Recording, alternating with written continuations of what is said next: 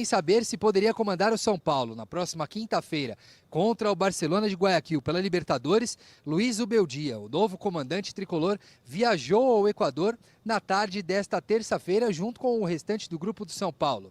Mas deu tudo certo. O técnico estará pela primeira vez com o uniforme do São Paulo no banco de reservas, na partida contra o Barcelona. Ele usou a manhã desta terça para ir até a Polícia Federal e também o consulado argentino agilizar o visto, que era uma documentação necessária para também ser inscrito no boletim diário informativo da CBF, que é a requisição para poder comandar não só no país, como também fora do país, em eventos da Conmebol, como vai ser o caso da Copa Libertadores. Portanto, o São Paulo tem essa grande novidade. Depois da saída de Thiago Carpini, Zubeldia, que ficou assistindo Milton Cruz comandar a equipe na vitória contra o Atlético Goianiense, estará liberado na quinta-feira no Estádio Monumental de Guayaquil. O São Paulo viajou nesta terça, já chegou ao Equador e vai fazer um trabalho na quarta-feira, um dia antes do jogo, no estádio do Emelec, um estádio que é o Jorge Capwell, que é um dos principais rivais aí do Barcelona, que é a equipe que o São Paulo vai enfrentar. A ideia do tricolor, claro, é se manter no grupo que se classifica até as oitavas de final da competição continental, para sonhar com voos altos, como aconteceu outrora na Libertadores, mas, sobretudo, assumir a liderança do grupo B da competição. Todos são muitos jogos no Equador, né? Fica complicado, mas é isso. Estou aqui no Estádio Monumental de Guayaquil, onde o São Paulo amanhã enfrenta o Barcelona. Muito grande, muito bonito. O São Paulo jogando aqui com o debut. Deu tudo certo com o visto, precisava do visto de trabalho para ser inscrito, tudo certo com o São Paulo para dirigir o time amanhã. Eu até conversava com o pessoal do São Paulo, ele foi na Polícia Federal, na sede da Polícia Federal lá em São Paulo, que fica pertinho do CT da Barra Funda. Chegou 15 minutos depois, chegou ao CT, 15 minutos depois o ônibus já partiu para o aeroporto, só estava esperando o Zubeldia acertar tudo, ter o visto de trabalho, tudo certo com ele. Vai estrear amanhã no comando técnico do São Paulo. Ele tem dado treinos intensos no clube, conversando com o pessoal do São Paulo. Ele fazendo um trabalho regenerativo, uma longa conversa, e ontem no CT da Barra Funda fez um treino já muito intenso, chamou a atenção a intensidade do treinamento, também já de olho nos jovens, nos garotos, no Rodriguinho, já bastante observando bastante, querendo conhecer bastante os jogadores do São Paulo. Ele que não deve mexer muito na equipe, né? Tem pouco tempo de trabalho, talvez o esquema com 2 zagueiros ao invés de 3 zagueiros. Ele tem mais um treino hoje no campo do Emelec, aqui em Guayaquil, hoje à tarde, para definir a equipe para enfrentar o Barcelona. Ele que tem desfalques, né? O Rafinha, o Wellington Rato, ficam toda a fase de grupos da Conmebol Libertadores fora. Já o Lucas e o James Rodrigues estão se recuperando de lesões musculares, já voltaram aos treinamentos, mas estão fora dessa partida contra o Barcelona. O Barcelona de Guayaquil, que, como vocês disseram, estrearia, né, seu novo técnico, o Ariel Holan, treinador argentino que já passou pelo Santos, mas ele só chega aqui no Equador no domingo. Tem até o clássico do fim de semana contra o Emelec. Ele deve assistir ao clássico do estádio, mas não comandará o time à beira do campo. O diretor do time que vai comandar a equipe do Barcelona de Guayaquil é o Germán Corenria, é o diretor esportivo também. Chegou faz pouco tempo, já vai comandar o time interinamente, né? Até que o Ariel Holan comande o time do Barcelona de Guayaquil, que tem como destaque o jogador veterano, o Damián Díaz, 37 anos, nasceu na Argentina, naturalizado equatoriano, já passou pelo Boca Juniors, e tem um garoto que está disputando aí, o Allen Obando, garoto de 17 anos. O pessoal da Europa já está de olho no garoto do Barcelona de Guayaquil, fez um gol aí nas últimas rodadas do Campeonato Equatoriano, mas o Barcelona não está bem. O fato é que o time é o 6º colocado no Campeonato Equatoriano, vem de 2 empates na Conmebol Libertadores. Vamos ver como vai ser a presença da torcida aqui do estádio, porque me disseram que a torcida do Barcelona de Guayaquil é como eles chamam de torcida noveleira. Torcida que só vai na boa. Quando o time está bem, a torcida enche o estádio, mas quando o time está em uma fase aí, o estádio não fica tão cheio, então não teremos tantos torcedores assim do Barcelona nesse estádio gigantesco para essa partida amanhã contra o São Paulo, transmissão da ESPN e do Star Plus. Agora a gente vai daqui de Guayaquil para Fortaleza. Quero falar agora sobre Alexander. O lateral esquerdo, /meia do Fluminense, pode pintar no São Paulo? Essa pergunta me foi feita durante o programa do Nicola dessa terça-feira. Confesso que nunca havia pensado nessa possibilidade, mas faz bastante sentido levando em consideração que o Alexander, jogando como lateral esquerdo, foi um dos melhores do Fluminense na última temporada e nessa segunda-feira ele foi afastado ao lado do John Kennedy e outros 2 garotos por ter sido flagrado numa festa. Eles fizeram uma bagunça com 4 meninas na véspera do jogo contra o Vasco. O Alexander e o John Kennedy, reincidentes, foram afastados do elenco. Ninguém sabe ao certo se eles voltam a atuar pelo Flu. Mandei mensagem para um dirigente do São Paulo perguntando se eles estavam atentos a essa história do Alexander. E pela resposta dá para dizer que esse jogador vem sendo monitorado pelo São Paulo já há algum tempo. Atleta de 20 anos de idade, que segundo esse dirigente do São Paulo custa hoje 8 milhões de euros. Essa é a pedida do Fluminense. Ainda perguntei, mas será que agora, afastado, não haveria possibilidade de uma negociação facilitada? E a pessoa disse que não há nenhuma chance, que o Fluminense não tem a intenção de negociar o atleta, apesar do erro grave cometido. Então, para que ele saia apenas com um pagamento de 8 milhões de euros, o que torna o negócio inviável para o São Paulo. O tricolor encara condições financeiras bastante adversas. Gosta do Alexander, preferiria tê-lo no elenco, adoraria tê-lo no elenco como reforço para lateral, como meia. Dentro do São Paulo, a avaliação de que ele é um dos principais fenômenos do futebol brasileiro hoje, jogador que disputou 7 partidas pelo pré-olímpico em janeiro e que vai deixando essa situação inusitada no Fluminense, mas não se pintará como reforço do São Paulo. O tricolor segue insistindo na contratação do Alexandro, lateral que pertence à Juventus e fica somente até junho na Itália. Próximas, né? Ele tem vários jogos difíceis fora de casa. O Carpini, e eu acho que, por incrível que pareça, fez mais mal a ele do que bem a conquista da Supercopa contra o Palmeiras em BH no 4º jogo dele com o técnico do São Paulo.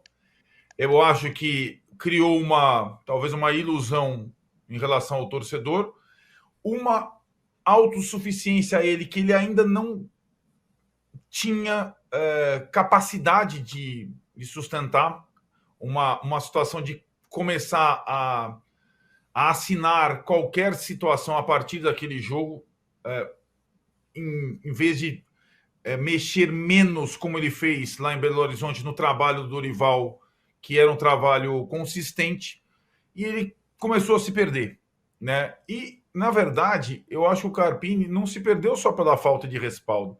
A história do Carpini no São Paulo não é só o técnico demitido contra o Flamengo, né? O técnico empregado demitido. Essa história, inclusive, aconteceu com o Rogério, com o São Paulo, o técnico empregado demitido, Rogério, hein? Contra o Puerto Cabello na Sul-Americana. O Carpini começou a se perder pelas próprias mãos durante os jogos, sobretudo pelas trocas. O Carpini se mostrou um técnico com muita dificuldade em substituir e usar o elenco que o São Paulo montou. E eu acho que é um elenco, de fato, bem razoável. Melhor que o elenco do ano passado, que foi campeão da Copa do Brasil. A gente vai saber como vai trabalhar e funcionar o Zubeldia nos jogos durante as partidas. É o que você falou. O Carpini teve pouco tempo de trabalho, 1 semana, 10 dias, algumas datas FIFA. O Zubeldia não vai ter esse refresco. Vai ser no jogo a jogo. E aí...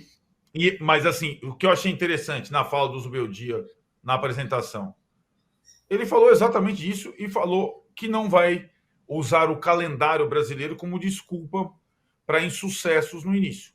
Ele está ciente do calendário brasileiro sul-americano antes de dizer sim ao São Paulo. Porque isso também é uma bengala muito grande, né? O calendário é assim. No caso dele, já estava traçado jogo a jogo, inclusive o jogo da Copa do Brasil confirmado lá para Belém do Pará, depois do jogo do Palmeiras. Então, se ele achasse que não fosse possível, falasse não de novo. Ele disse sim, né? E o contrato dele é mais longo, até o final de 25. Então, existe um mínimo nessa contratação, um mínimo de projeto, aquela palavra desgastada em relação a técnico no Brasil, mas é diferente do Carpini, que eu acho que era uma experiência, inclusive na confecção do acordo dele com o São Paulo, tipo um acordo tampão temporário de menos de 1 ano de duração. Tem reportagem do Éder Traschini aqui falando que a presença dele lá no banco não está garantida porque ele precisa se inscrever, para se inscrever na Libertadores. Então São Paulo corre contra o tempo para ter Zubeldia na Libertadores. O tricolor depende de trâmites legais para poder inscrevê-lo no boletim informativo diário, o BID. A questão burocrática já era prevista e leva um tempo para ser regularizada. Funcionários do jurídico de São Paulo aguardaram a coletiva do treinador para recolher assinaturas necessárias. O processo vai para a Polícia Federal para validação de vistos e outros documentos. E o clube trabalha com a possibilidade de que o time viaje sem Zubeldia e o técnico vá depois para o Equador. Então não viajar junto. Eu não sei se o São Paulo já viajou, está treinando agora, não é isso, Arnaldo? Viaja depois do treino. É isso que está acontecendo. Por conta da necessidade da presença física dele em algumas situações, talvez ele vá no dia seguinte, em vez de ir na véspera, como o São Paulo está. Antevéspera, né? Como o São Paulo está indo nessa terça-feira. Agora, o Danilo, uma coisa que vai arrepiar o São Paulino é se o Scarpini chegar e falar assim, não, agora eu vou mexer aqui. Zubeldia, o fantasma Carpini tá... Se o Zubeldia chegar e mexer de novo, não, agora eu vou jogar no 4-2-4, que é o meu jeito, comigo é assim e tudo mais. Na coletiva ele falou que não, veja bem, posso jogar com linha de 3, com linha de 2 e tal. Ele teve uma boa impressão do time, que ganhou do Atlético Goianiense. Né? Ele pode utilizar esse negócio como começo de um trabalho. Também a gente vai saber nesse jogo aí se ele é um cara que vai mexer logo, vai devagar, se é mais cauteloso, se é mais arrojado.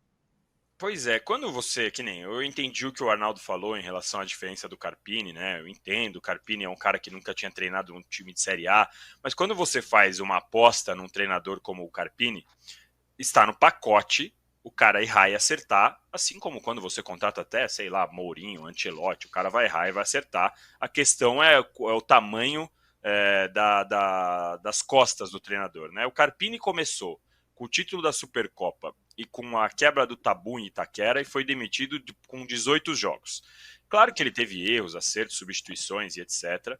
Mas quando você contrata um cara assim, você precisa entender que vai fazer parte, porque até que ponto, até quando, qual é o momento certo, parodiando aqui o Trajano, do técnico começar a fazer a sua própria experiência e mudar o que estava dando certo com o Dorival? Até que ponto e quando ele vai ter que começar a dar a cara dele para o time, ou não vai dar a cara dele? E, para mim, mais uma vez, eu repito, foi fundamental na trajetória descendente do Carpini a entrevista do Muricy a partir do momento que ele não dá outra opção a não ser escalar o Rames. Ele não deu outra opção para o Carpini. E se o Carpini tivesse uma ideia de time sem o Rames, ele teria que adaptar a ideia dele. Então a gente não sabe nem se era o que o Carpini de fato queria. E ele não adianta falar, mas ele poderia bater o pé. Não tem como ele bater o pé e enfrentar o Muricy na situação que estava. Então, para mim, claro, o Carpini tem seus erros, mas a diretoria do São Paulo colaborou bastante para a queda do Carpini nessa questão. E aí eu insisto, quanto tempo a gente vai dar para o Zubeldia? É o 4-2-4, é o sem o Rames, é com o Rames. Quanto tempo a gente vai dar e vai entender o que o Zubeldia vai fazer no São Paulo? Se o cara que começou com título e quebra de tabu demorou 18 jogos, como seria o começo do Zubeldia caso ele perca agora para o Barcelona, caso ele perca para o São Paulo, tropece ali numa Copa do Brasil, que é uma sequência bem ruim. Eu sei, ele falou, o calendário não é desculpa e tal, mas numa conversa que ele vai ter ali com o Casares, com o Belmonte, eventualmente com o Muricy, e falar, putz, estou tendo dificuldade de colocar a minha ideia, porque eu não consigo treinar aqui, eu não consigo... Você acha que esse tipo de debate não vai ter? Então, assim, eu entendo, ele sabe das dificuldades, mas é um cenário muito complicado. E aí, mais uma vez, eu quero ver o suporte e o respaldo que a diretoria, na minha opinião, não deu para o Carpini. O Arnaldo, sobre isso, presença da diretoria, não sei o quê, ele foi perguntado sobre isso na coletiva, falou cada um no seu quadrado, de um jeito elegante, mas foi mais ou menos isso que ele falou, né? Cada um colabora como pode e tal. Ontem, no primeiro treino, a turma estava lá, né? No treino, o Belmonte, o Casares estavam assistindo lá o treino do primeiro treino do Zubeldia. Mas essa é uma questão, né? Como vai ser essa relação? Com o Carpini, é essa que o Danilo falou. O Muricy falou, acho que o Rames tem que jogar, o cara foi enfiado goela abaixo, deu tudo errado e tal, e deu no que deu. E o Zubeldia veio com uma comissão técnica grande, meio preenchendo tudo o espaço. Talvez o CT esteja mais fechado dessa vez, menos entrada de gente de fora da comissão técnica. Na verdade, eu acho que a comparação ela pode ser feita com o trabalho e a chegada do Crespo. Com o Carpini não há comparação. É porque o Carpini foi escolhido pelo Muricy com uma ideia de troca de ideias sobre time, sobre estratégias, sobre... E eu acho que isso aí não deu certo e não daria certo. Por isso eu acho a escolha do Carpini estapafúrdia lá atrás. Na verdade, né, quando a gente fala da questão do Rames Rodrigues, o dia da entrevista do Muricy lá para o nosso canal, Tironi, foi o dia da reintegração do Rames Rodrigues, coincidentemente. Vamos lembrar, a entrevista estava marcada há algum tempo. E aí o São Paulo reintegra o Rames Rodrigues, e não foi só o Muricy que reintegrou o Rames Rodrigues, não, foi o Casares, Belmonte e tudo mais. E em nenhum momento, existiu, na minha opinião, Rames Rodrigues tem que ser titular do São Paulo. Mas Rames Rodrigues tem que ser aproveitado pelo São Paulo, como ele é aproveitado na seleção colombiana. Não exatamente